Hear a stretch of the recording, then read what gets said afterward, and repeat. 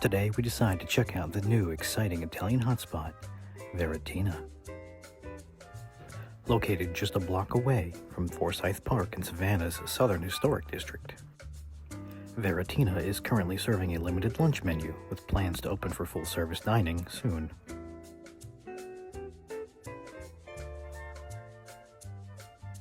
The dining area presents itself with a simple and clean atmosphere.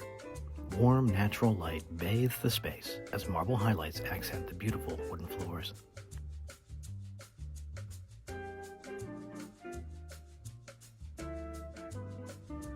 Ample seating is present, with bar space reserved in front of an open kitchen portal, as well as a full bar in the rear. Once the weather warms, I fully intend on coming back to enjoy the deck seating outside.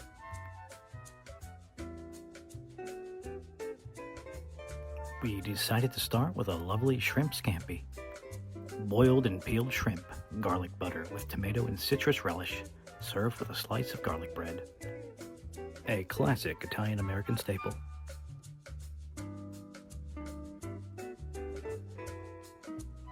The fresh shrimp is plumped and not overly cooked. The buttery bath is light on garlic. The tomato relish adds a clean citrus finish. This bodes well as its place as an appetizer, as to not overpower your palate with too much garlicky goodness. And speaking of garlicky goodness, the garlic bread was crisp on the outside and soft to the center, with a pleasant natural garlic flavor. Our next starter, crispy fried potatoes with garlic aioli and pepperoni cream sauce. The inside of the bowl has been brushed with a delicate garlic aioli, with an ample amount of pepperoni cream sauce at the base as its foundation. The potatoes, as named, are golden and crispy, lightly salted, soft, and succulent on the inside.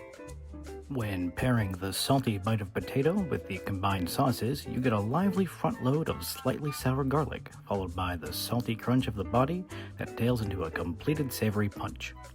Complex, original, and urges your palate for just one more bite. This dish was a surprise and spectacular. It comes highly recommended. On to our first pasta dish. Pappardelle with traditional Sunday gravy, featuring pork shoulder, pancetta, and topped with Parmesan Reggiano. The thin sheets of pasta were cooked a bit past al dente, not overly chewy nor too soft.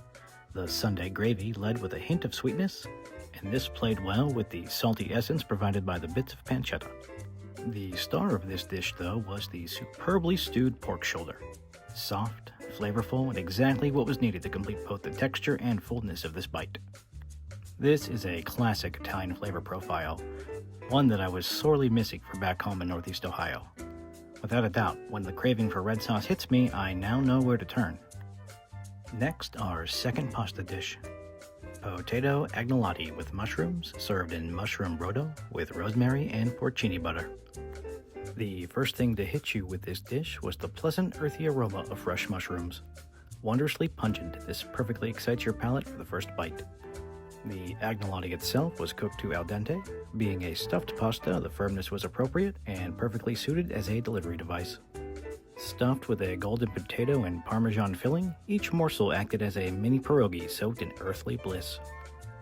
A perfect example of a starch-filled comfort food that calls you on a dark, cold afternoon. Lastly, we have our dessert. The house take on tiramisu. Sweet ladyfinger pastry layered with mascarpone, topped with cocoa powder and crumbled malt balls. This was a delicious twist on a classic tiramisu. The flavors are all there, the consistency was soft and pudding-like, but the addition of crumbled malt balls added a wonderful change in texture. This really is as good as it looks, and appropriately served in a beautiful bowl, to keep all those crumblies from spilling away.